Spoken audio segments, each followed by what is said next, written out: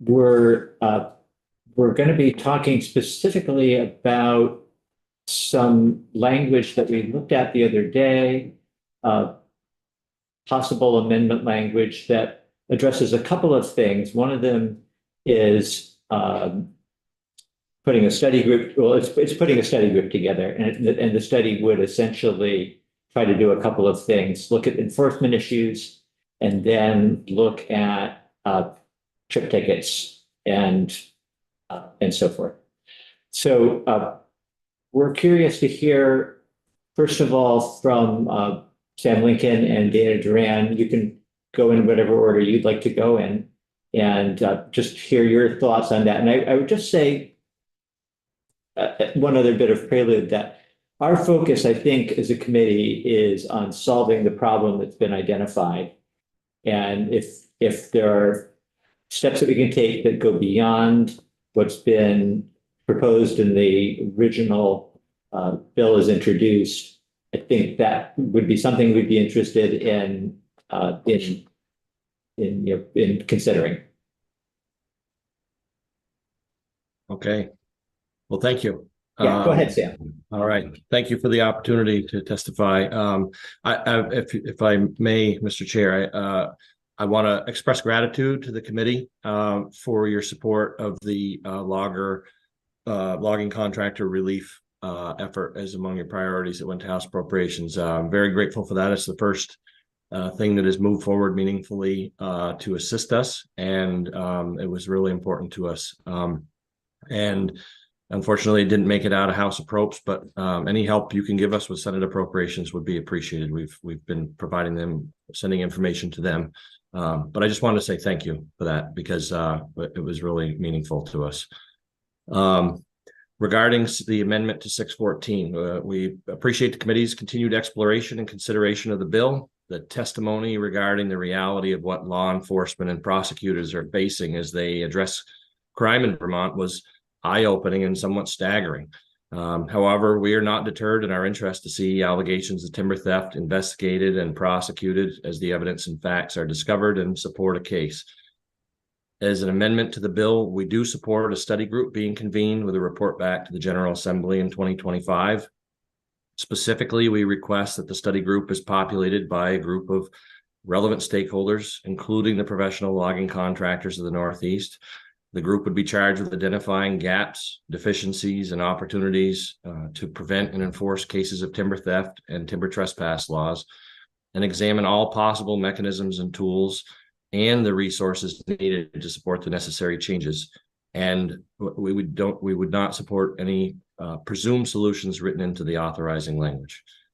This is primarily a law enforcement issue and should be led by a law enforcement agency, and subsequently supported by forestry professionals. Our sector will bring a great collection of insight and experience, but we do not wield the necessary authority to investigate these cases. I've watched the testimony and discussions on 614, and the concepts you thoughtfully considered continue to rely on some form of enforcement. As mentioned previously, I am Master Logger certified, and being certified includes a process in which companies are evaluated for performance standards, job site inspections are completed by third parties, there are background checks, and the ability for the general public to call and the organization anonymously with comments on the work of a master logger. It is a logger-led mechanism for accountability in our profession. The General Assembly has supported scholarships for master logger certification in Vermont logging contractors in the past, and it is proposed to do so again in H624, which you'll hear about when the committee takes that up. So thank you for the opportunity to testify, and I am glad to respond to the committee's questions based on the discussions you've been having. Thank you, Sam. Any questions from the committee? Okay. Yes, Representative Graham. What's your thoughts on season equipment? It appears that, listening to the legal experts that have experience with it, it appears like it's very problematic. And interestingly enough, I'm not a legal expert, but moving equipment is something we do all the time. So the idea of capturing and relocating machinery is something I'm familiar with, but the legal mechanisms seem like they're a big problem, and what to do with it afterward and who gets title to it and things like that seems very problematic. I support the intent of it, absolutely, to shut these operations down, no question, but I don't know how it would be meaningful moving forward.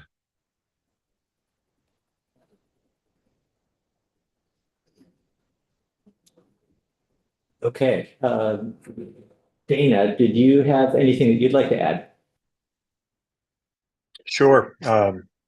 Again, Representative Durfee, Representative Graham, and members of the House Committee on Agriculture, Food Resiliency, and Forestry. My name is Dana Duran. I'm Executive Director of the Professional Logging Contractors of the Northeast. I appreciate the invitation to speak here once again on H 614, Representative Mahaley's bill, an act relating to land improvement fraud and timber trespass. I would also like to echo what Sam already said with respect to the committee's support for flood relief and any support you can provide to the Senate Appropriations Committee as they continue their deliberations on budget adjustments would be greatly appreciated. With respect to H614, my comments are consistent with what Sam already brought forward, but I would, and frankly, if you refer to my prior testimony, you will see comments related to consistency with what's in the main statute, and I want to come back to that. And I also want to come back to the study question here in a moment, but I also opined on that in my testimony from a couple of weeks ago. But let me start with respect to that consistency with the main statute, and I also want to mention my opinion. Representative Graham, you asked Sam about seizure. So I know Representative Templeman and Representative Levitt have asked questions of various witnesses about bonding, about trip tickets, about some other pieces. And I think yesterday I heard when Mr. Kessler was in a question regarding that consistency, or maybe it was just a comment. But so let me just start with, I think that you've heard a lot of great testimony from subject matter experts about their opinion on track and trace, trip tickets, their opinion on seizure, questions about bonding. It does appear to be very problematic even with the drug statute that's currently in law with respect to seizure. So when we're talking about equipment that could be worth anywhere from $50,000 up to $500,000, if not more, I think trying to seize that equipment would be inordinately challenging, and I would recommend that that's probably not a path that you go down. Perhaps you should look at, again, and I did provide the main statute for your reference in my testimony, so it's attached to that, with respect to this very issue, and that is there has to be written permission in order to continue to work that comes from a body. In Maine, it's the Maine Forest Service. In Vermont, it could be another body. It could be VFPR as step one. Step two is a bond. I think $50,000, as you heard the other day when Representative Levitt was providing information on the cost of getting a bond. $50,000 is not a lot, and the premium for that is not a lot. And yes, it depends upon your credit limit, but I think that in Maine we have a $500,000 bond requirement. That's not something that you can wink an eye at and go and cover with $1,000. That's expensive, and I think that's been a very tangible limitation that has limited this type of behavior. And then third, I would encourage you to look at a cease and desist, so that if someone does get a bond, there needs to be inspection, and there needs to be the ability to shut somebody down, not to seize their equipment, but to shut them down, so that there is a continuous inspection component to this. So that's my opinion on just some changes that I would look at in terms of what's been presented to you. With respect to the study, I echo what Sam mentioned. I think that all issues need to be on the table, but first and foremost is enforcement.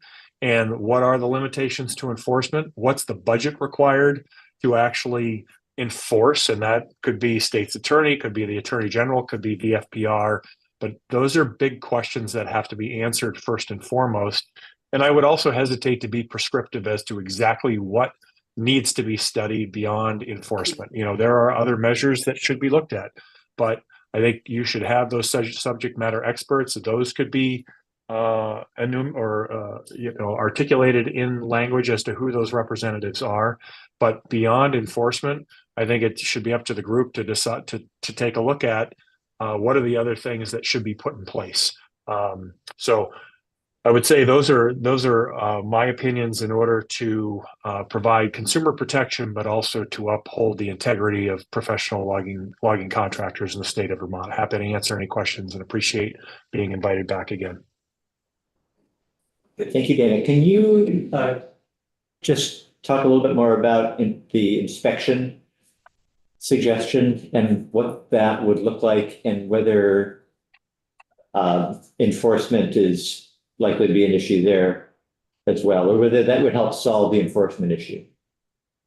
Yeah, in Maine, we call it a stop work order. So again, let me just kind of play it out here. Let's say a contractor is convicted twice, timber trespass or timber theft.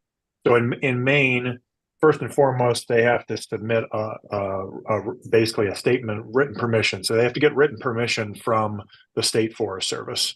But in order to get that written permission, they also have to show evidence that they've purchased a $500,000 bond. And then third, each time that they, and again, I'm not saying that this is something that has to happen, but in Maine, we have a harvest notification system. So they have to provide evidence of where they're going to work. And then there's a trigger for the Forest Service to know exactly where these characters are and that they've complied with the requirements. First, it's written permission. They show evidence of a bond. Now they know where they're working and they can go inspect the job. And at that point, if they find out there's more nefarious activity taking place, they can shut them down. So again, it's a very explicit process that they have to follow in order to even go to work. And then they have the threat of being shut down if it continues. So that's again, I provided that the statute in my testimony, but that would be a suggestion. Representative Lipsky. Yeah, thank you, Sam, and thank you, Dana. I missed one late afternoon session earlier this week, so this is really the first time I've read about this. I'm gathering H624 is either been introduced somewhere or is being discussed. So I really appreciate the spirit of those critical goals necessary. But my real question is, we've been taking a lot of testimony on H614 and the Mahaly bill, and I've been under the assumption that we're trying to move that forward now. Are there this H? That is what we're 624. talking about now. Okay. 614. Right. Yeah. So what I'm gathering is we're not trying to solve all of the problems or add-ons to that 614, but what you're proposing or talking about would take place or come into effect in the 2025 session. So I just want some clarification that we're still trying to move forward on 614. Yeah, why don't I take that first, Sam, and then you can come up, follow up. So, yeah, Representative Lipsky. So you have legislation before you, H614, with respect to the land improvement statute. There are critical components that have been proposed that obviously need to be put into statute with respect to criminalization of timber theft and timber trespass. But I think it's the ancillary components of Okay, those are put into statute. So now what are the other pieces that go along with that? Is it bonded authority? Is it seizure? So we're trying to give our opinion on some of those pieces that should be added to the statute in order for there to be a process once these criminal components are added. And then beyond that, I think there is we're talking about the study of the enforcement component. So, what are the issues with enforcement? What are the budgetary problems? What are the staffing issues? And then what are the other tools in the toolbox that might be necessary for a paper trail, et cetera, with respect to enforcement to ensure proper enforcement. I think those are the secondary pieces that we're talking about for study that should come back in 2025, which could include some either statutory or appropriations measures that ensure that the statutory components that are made for H614 are actually moved forward and carried out. Thank you. Other questions, committee members? We did hear testimony yesterday, just by the way, and perhaps you were able to listen in as well, that a number of years ago, ANR was on the verge of seizing some equipment and had solved or thought they might have solved whatever practical challenges, hurdles would conceivably, stand between them and that actually happening. But they had gotten to the point where they were ready to do it, but law enforcement stepped in with a concern. And I don't know whether you were aware of that, whether that you were hearing that story for the first time, or whether that's something you'd heard before. But since that's an actual situation, if you have any thoughts on that you wanted to share, we'd be interested in that too. Sam, you want to cover that one? Well, I think it was particularly helpful to hear Mr. Kessler's testimony, and hats off to him for being so diligent on that. I think that it illuminates the need, as other witnesses, as Mr. Caribou has testified, to the lack of a straightforward path through for an investigation and prosecution. And so I think the study piece, we're starting now with what Mr. Mahaley has figured out or proposed as a beginning place. And I think that's why we need to sit down and take situations like that, where a dedicated public servant had to redirect and go around and up and over various hurdles to bring justice. And I think that's what the study needs to examine.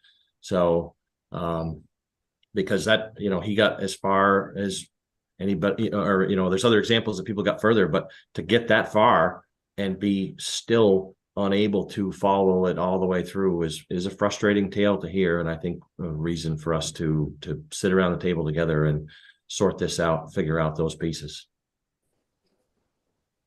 And I'll add Representative Durfee that I think that both Mr. Kessler's testimony, which is obviously specific to this issue, but also listening to the state's attorney, I think it was last week, basically when asked, what are your thoughts on seizure? And he basically opined and said, it's impossible. We can't do it on the drug side. So I wouldn't recommend it. I think it kind of brings it to full circle with respect to the challenge you're up against about putting that in there. Representative Graham? I would just think, just skimming through the main statute on the stop work orders, and how do you enforce that? Because it claims you deliver a piece of paper that says you gotta stop working, but what if they don't? Good question, Representative Graham. So yeah, in Maine, there's a much larger bureaucracy that exists in Vermont. And again, this is something that probably needs to go to a study and have discussion. But Maine has a forest ranger component of the Maine Forest Service that's armed. I mean, they carry weaponry. So there's a full bureaucracy in order to literally go in and shut somebody down, and they have the power to arrest. So, you know, they have that ability. You don't have that in Vermont. We're not sitting here and advocating that Vermont should have that level of bureaucracy, but that's the difference in what Maine brings to bear with those stop work orders, is they do have the power of the Maine Forest Service from a law enforcement perspective to take that kind of measure.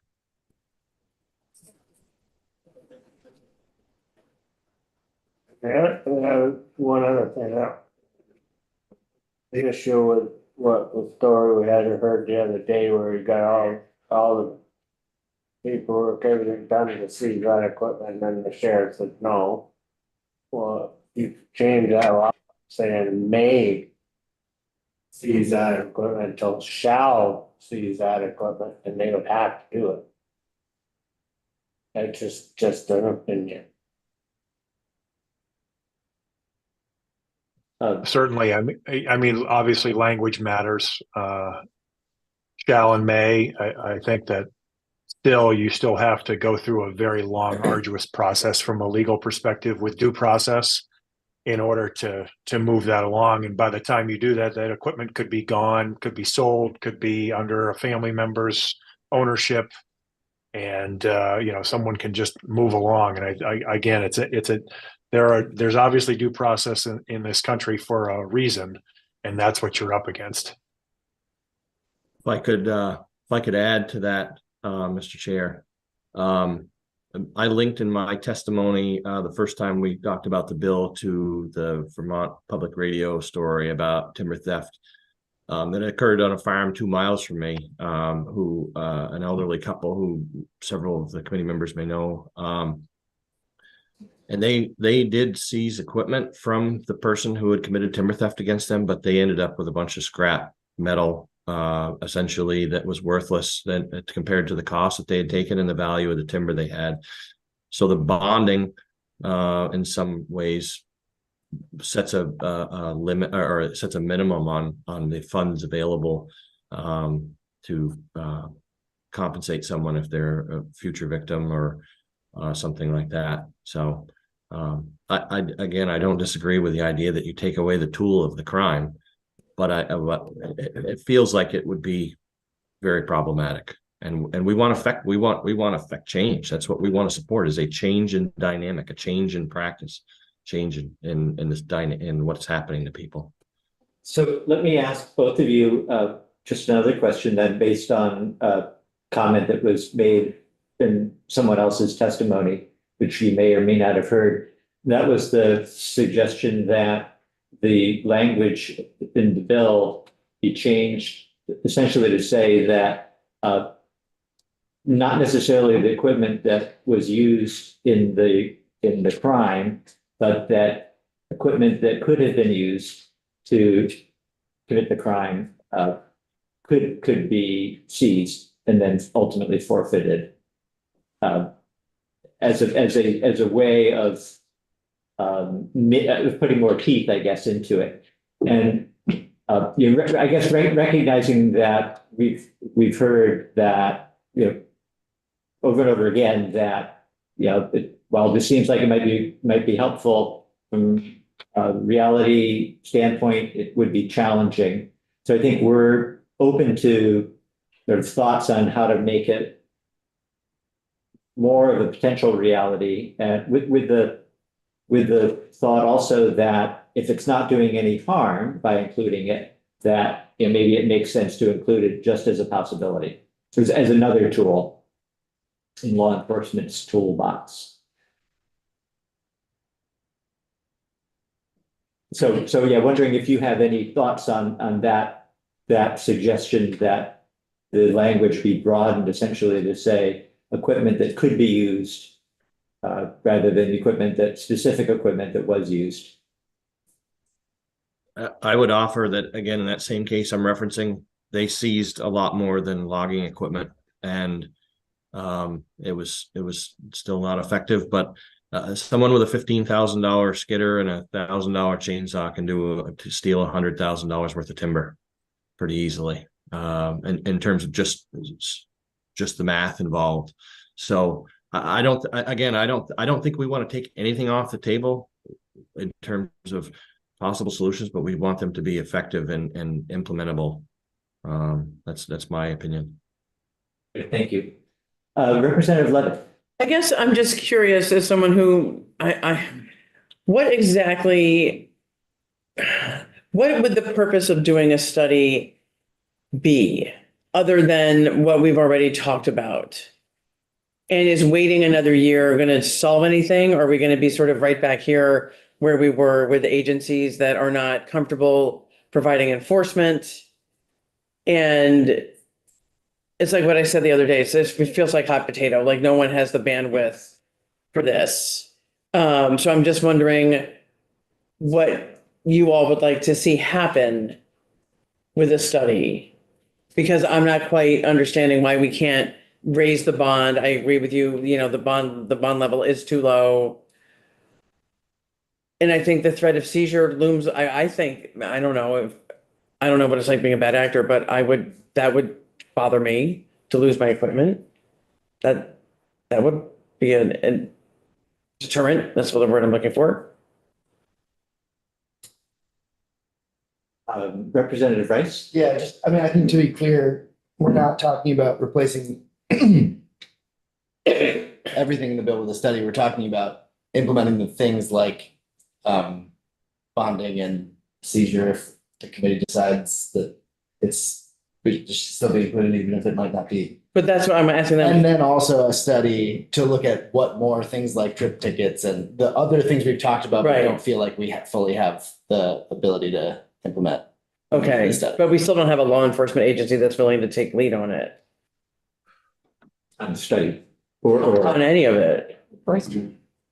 yeah, so we haven't heard testimony from the AG's office or law enforcement on the study idea. I don't think that was stated. We didn't ask that, I think, when they came in, which might be something we should do. Any other questions for our witnesses online? Do any of our committee members online have any questions?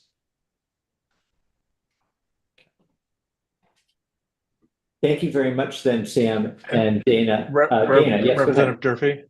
I appreciate Representative Levitt's question and Representative Rice's response. And just to be clear, from our perspective, we want statutory changes and putting teeth in this session on making criminal act or making timber trespass and timber theft criminal, putting some kind of a bonding permission, whether it's stop work order or if ultimately you decide on its seizure, fine. We want that done this session. But there's a looming question of what's it going to take to enforce this? What are the resources that are required to enforce this?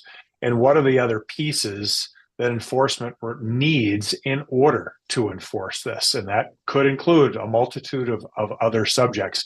And I don't think you're going to, in a short legislative session, be able to answer that question right now. So I would say it's a part A, part B. Part A is now can be done, can get it in statute. And then part B is what are the tools, what are the budgetary resources that need to be put in place in order for this to actually have teeth and get enforced. Thank you, Dana and Sam. Thank you. And Representative Levitt, I think that if we don't do the study, that's actually what will happen, that we'll be back here, that we've changed language and that it's that we haven't identified what's the roadblock with current statute. Before we say goodbye to the two of you,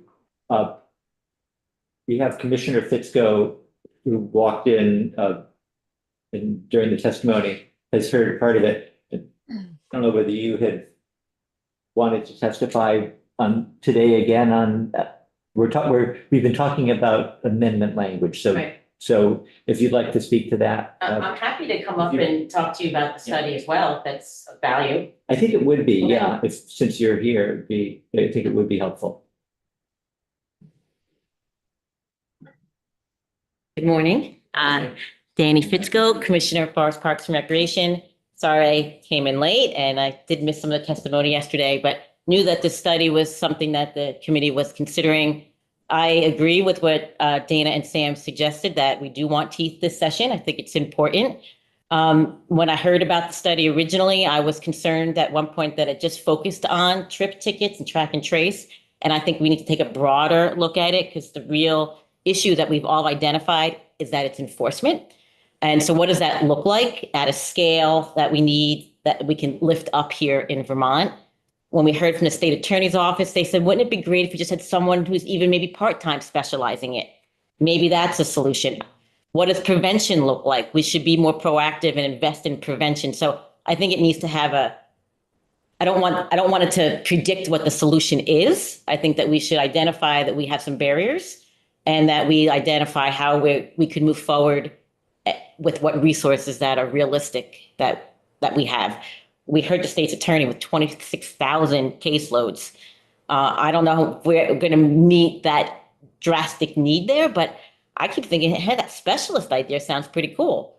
Track and trace is something we've heard about. We've talked about it from what New Hampshire and Maine does, and they have a whole forest ranger system in place that we don't have here in Vermont. So that scale of lifting that up, I just don't know if we have the resource for that. So I also shared that from my perspective, since it's enforcement, FPR absolutely needs to be at the table. We want to be at the table, but leading it, we don't really have that authority to like implement. So us leading it doesn't seem to be like the appropriate place, but we absolutely want to be involved.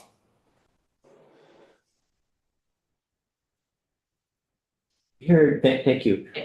I think we heard testimony that at some point in the past 10 years or so, there was a study.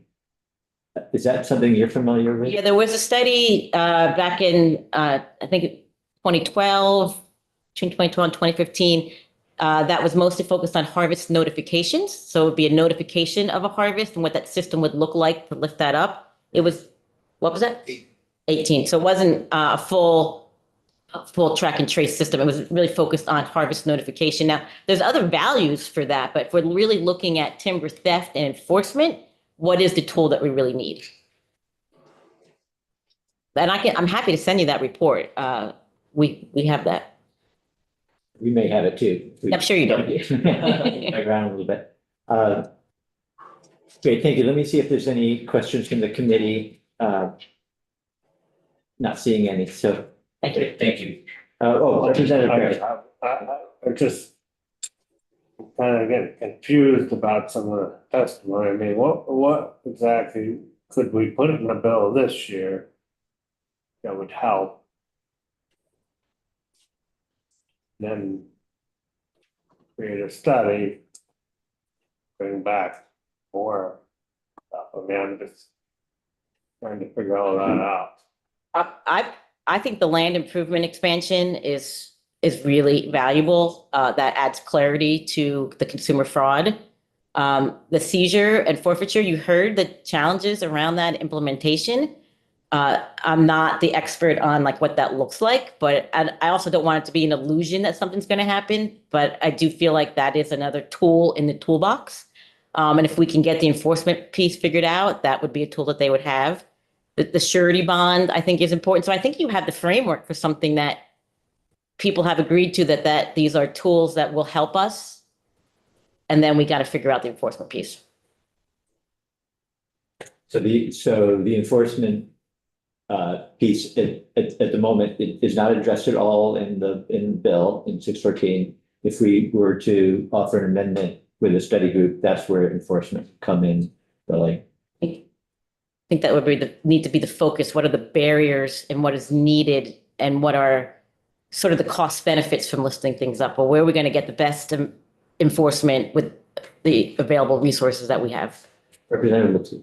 Yeah, Danny, I appreciate you clarifying that, because I feel strongly, this session, I'd love to see each 612 or the 4, the Mahali bill move forward as opposed to get bogged down and do it as a 2-stage approach. I think adding that the fraud portion gives us some legal teeth, and as Dana and Sam, prior to even coming into the meeting, articulated some of the broad base approach toward enforcement and looking at other tools, effective tools for a future bill. I support that. I do not support putting the brakes on the Mahali bill. I don't think anybody's envisioning that, so, yeah. Great, thank you. Thank you. Sam?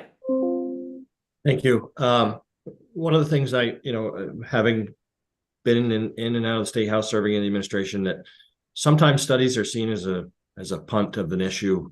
And I see this as something that we've needed for a long time, for everybody the stakeholders to roll up their sleeves and really dig at this with some authority and responsibility to bring forth some solutions. So I think that getting everybody who can play a role at the table is really important. This is not I think this is an ability to really take action outside the State House and come back to you with some things that we've tried to test and have been tested in other places. And we also have not much discussed today the ability for prevention and the outreach that it has been mentioned in other testimony, but the need for that and how to do that, how to do a better job with prevention altogether before it ever rises to this situation. Thank you. And I will just say for everyone who's still in the room that this has come up a couple of times now. We don't have any language. No one has suggested anything specific. But I feel like we should, before we wrap up our work on this bill, we should have talked through some concrete ideas on what that might look like. And if it's appropriate, get them into the bill to avoid having to be just avoid having the situation happen in the first place. Okay, did you have another thought or should? So is that what you just said, suggestion for someone to design what the study committee would do and would be part of it? Well, we do have language for the study committee. That's the language we looked at the other day.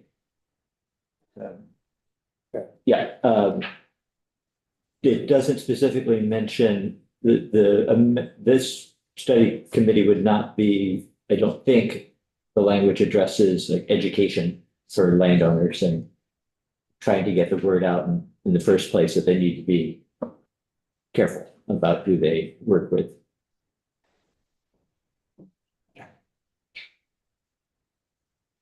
Thanks for having me come back up. I will share, in other states, they have call before you cut campaigns that really put it out there as it's a marketing campaign that does outreach to really encourage landowners to call before you cut. We have a series of brochures and a website built up called Cut with Confidence that does talk about the contracting, what landowners need to be considering, but there's not that additional resources to really get it out there. And I don't think it's just FPR that needs to get it out there. And I know the big tent of the professional logging contractors would get it out with us, but there could be some enhanced support to make that really sustainable and broader outreach around it. Thank you. So before I could support a summer study group, I want to see what this group is going to focus on and what the makeup of this board might be. So we know what's going to be studied and who's going to study.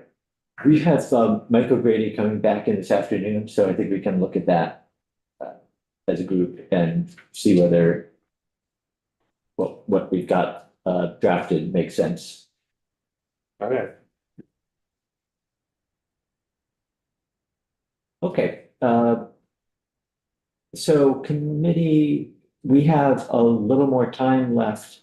Would anybody like to, while this is fresh in our minds, share any thoughts on what some of our next steps might be, other than this afternoon looking at that language again, that study language? Couple of things have come up. I think first thing we gotta do is make it a criminal offense. But civil offense. Yep, I think we had that covered.